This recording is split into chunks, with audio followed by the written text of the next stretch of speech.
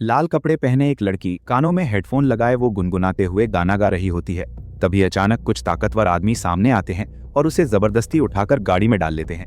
जब वो दोबारा आंख खोलती है तो खुद को एक मानसिक अस्पताल में बंद पाती है। दृश्य वर्तमान में आता है। पुरुष मुख्य किरदार यिंगजुन एक टेलीविजन कार्यक्रम का होस्ट है। हाल ही में उसके द्वारा होस्ट किए गए एक शो ने मीडिया इंडस्ट्री में जबरदस्त हलचल मचा दी थी। इसी वजह से एक टीवी स्टेशन ने यिंगजुन को एक नए इंटरव्यू प्रोग्राम में बुलाया।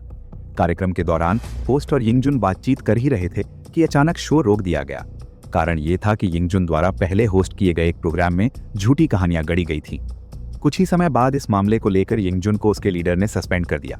हालांकि यिंगजुन जानता था कि ये सब पूरी तरह से उसी लीडर की साजिश थी, जिसने सारा दोष उसी पर डाल दिया था। सच में ये भी एक बेहद बेशर्म लीडर था। अच्छी बातें उसकी और बुरी बातें दूसरों की। कुछ समय बाद उसी लीडर ने यिंगजुन के लिए एक नई नौकरी ढूंढी। उसने कहा कि अब उसे एक भूत प्रेत की कहानियों वाला प्रोग्राम होस्ट करना होगा।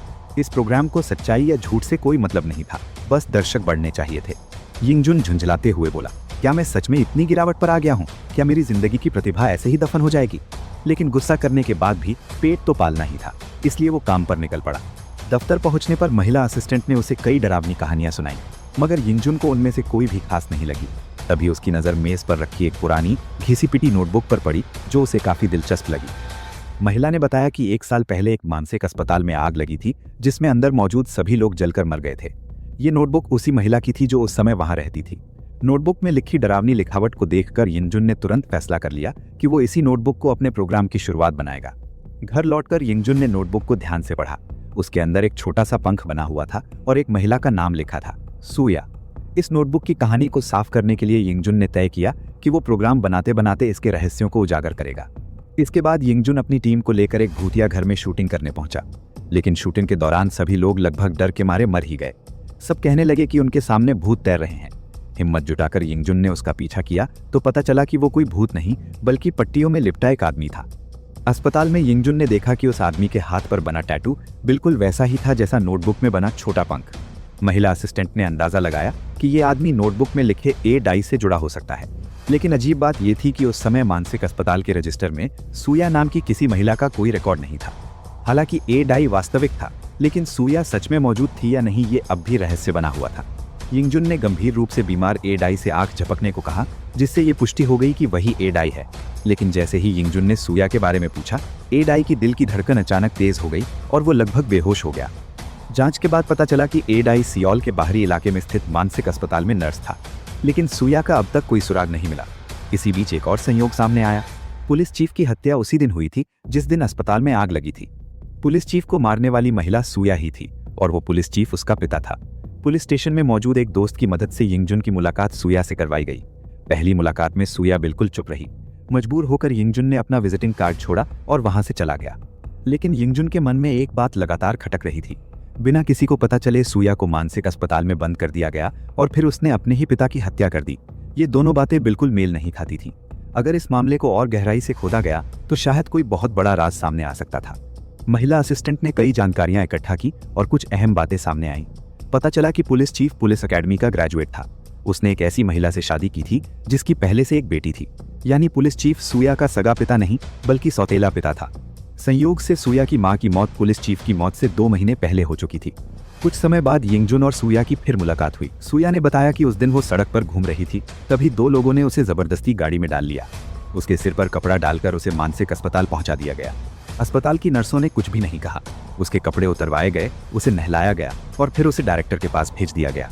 डायरेक्टर ने सूया को समझाया कि अगर वो यहाँ आज्ञाकारी बनी रही तो उसे रोज अच्छा खाना मिलेगा, कुछ काम नहीं करना पड़ेगा और अच्छा व्यवहार करने पर जल्दी बाहर भी छोड़ दिया जाएगा। वार्ड में अकेली बैठी सूया अपनी जिंदगी पर सवाल कर रही थी। तभी दवाइयाँ देने वाला ए डाई वहाँ आया। सूया ने उससे मदद की गुहार लगाई, लेकिन बात पूरी होने से पहले ही एक दूसरी नर्स ने उसे बुरी तरह पीट दिया। बाद में उसकी मुलाकात अस्पताल की एक पागल औरत से हुई। उस औरत ने बताया कि अस्पताल में एक विकृत आदमी है जो बाहर निकलने का तरीका जानता है, लेकिन उसकी शर्त है कुछ इज्जत की कुर्बानी। वर्तमान में लौटते हुए पता चलता है कि उस समय अस्पताल का डायरेक्टर पुलिस चीफ का जूनियर था और दोनों के बीच बेहद करीबी रिश्ता था। उस दौरान पुलिस चीफ की पत्नी के नाम पर एक बहुत कीमती जमीन थी जो उसकी मौत से ठीक 1 दिन पहले पुलिस चीफ के नाम ट्रांसफर कर दी गई थी। वो डायरेक्टर भी कोई नेक आदमी नहीं था। उस समय कानून के अनुसार अगर किसी व्यक्ति के अभिभावक और डॉक्टर की सहमति हो तो उसे मानसिक अस्पताल भेजा जा सकता था और सरकार इसके बदले सब्सिडी देती थी। इसी का फायदा उठाकर कुछ लोग सामान्य लोगों को जबरदस्ती अस्पतालों में भेजते थे। उस डायरेक्टर पर कई बार अवैध अनुबंधों के आरोप लगे और कई परिवारों ने उस पर केस भी किया, लेकिन हर बार वो बहुत जल्दी छूट जाता था। कहा जाता है कि इसमें पुलिस चीफ की मदद थी। अस्पताल से भागने के लिए सूया ने विकृत आदमी को ढूंढा। उसने बताया कि डायरेक्टर के कमरे में एक गुप्त रास्ता है। ये सुनते ही सूया ने उस आदमी का छोटा भाई काट डाला और अफरा तफरी का फायदा उठाकर डायरेक्टर के कमरे की ओर भागी। लेकिन भागते समय उसकी आवाज डायरेक्टर ने सुन ली। पूरी कोशिश के बावजूद सूया भाग नहीं पाई। सड़क पर उसे पुलिस ने पकड़ लिया और दोबारा अस्पताल भेज दिया। और हाँ, कोरियाई पुलिस ने इस बार भी हमें निराश नहीं किया। ये सब जानने के बाद यिंगजुन ने सारी जानकारी टीवी स्टेशन के लीडर को बता दी। इतनी सनसनीखेज कहानी सुनते ही लीडर उत्साहित हो गया और यिंगजुन को एक और मौका देने को तैयार हो गया। लेकिन शो के ऑन एयर होने से ठीक पहले अस्पताल से एडाई अचानक गायब हो गया और सूया ने भी यिंगजुन से मिलने से इनकार कर दिया।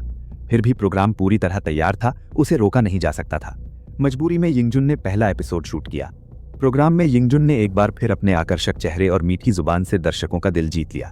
कंटेंट इतना धमाकेदार था कि सोशल मीडिया पर लोग पागलों की तरह कमेंट करने लगे। सबसे अहम बात, इसने सूया का ध्यान खींच लिया। अगले ही दिन सूया फिर यिंगजुन से मिलने आई। उसने बताया कि जब उसे दोबारा अस्पताल भेजा गया तो उसे अंग निकालने की सर्जरी के लिए ऑपरेशन थिएटर में ले जाया गया था। लेकिन दयालु एडाई ने सूया के बॉयफ्रेंड को फोन कर दिया। कॉल मिलते ही वो तुरंत वहां पहुंच गया। दोनों ने मिलकर उसे बचाने की कोशिश की, लेकिन डायरेक्टर ने उन्हें पकड़ लिया और बिना कुछ पूछे बुरी तरह पीटा। तभी वो पागल औरत डायरेक्टर के कमरे में घुस गई और आग से खेलने लगी। देखते ही देखते पूरा अस्पताल आग की लपटों में घिर गया। आग के दौरान एडाई ने बाकी मरीजों को बचाने के लिए वापस जाने का फैसला किया। अंत में सिर्फ सूया ही अकेली बाहर निकल पाई। आग के बाद जब सूया घर लौटी तो उसने पाया कि उसका सौतेला पिता पहले ही आत्महत्या कर चुका था। जांच में यह भी सामने आया कि उसने शराब और दवाइयां ली थी, इसलिए इसे आत्महत्या माना गया। इस खबर के सामने आते ही सूया की किशोर हिरासत की सजा रद्द कर दी गई और यिंगजुन एक बार फिर टीवी स्टेशन का स्टार होस्ट बन गया। फिल्म के अंत में यिंगजुन सूया को अस्पताल से लेने आता है। गाड़ी से उतरते समय सूया कहती है कि मानसिक अस्पताल में तो एक पेन भी हथियार बन सकता है, इसलिए किसी मरीज को पेन देना मना होता है। जब पेन ही नहीं दिया जा सकता तो फिर नोटबुक कैसे लिखी गई? यहीं से सच्चाई सामने आने लगती है। असल में मानसिक अस्पताल में बंद सूया नहीं, बल्कि उसकी माँ थी। वो सो कॉल्ड बॉयफ्रेंड कभी था ही नहीं। उस रात सूया अपनी माँ को बचाने गई थी, लेकिन आग में उसकी माँ की मौत हो गई। इसके बाद बदला लेने के लिए उसने अपने सौतेले पिता की हत्या कर दी। और वो नोटबुक, वे सारी कहानियां, सब कुछ सूया ने खुद शुरू से अंत तक रचा था। यिंगजुन तो बस सूया की चाल में इस्तेमाल किया गया एक मोहरा था।